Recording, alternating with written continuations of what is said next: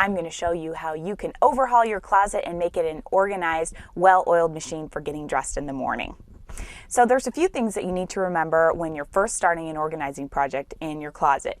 You need to first purge, and that means going through all of your clothing and figuring out what doesn't work, what doesn't fit, what don't you like, and things that you haven't worn in a long time. Those things need to be either donated to a local charity, or if they're too worn out, you need to put them in the trash.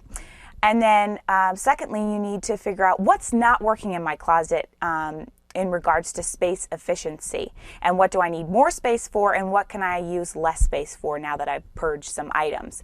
And thirdly, you need to get the right organizing materials, and that means hangers, belt hangers, things for your jewelry, and things for shoes such as shoe boxes or extra added shelving.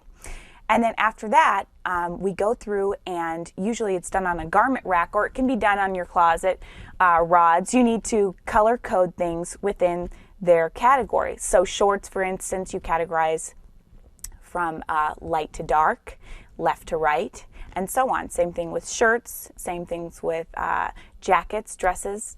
And then there are specialty items that might need to be preserved in a storage bag. So if you need some of those ahead of time, go ahead and get the storage bags. So we're going to go on, and I'm going to show you how to purge.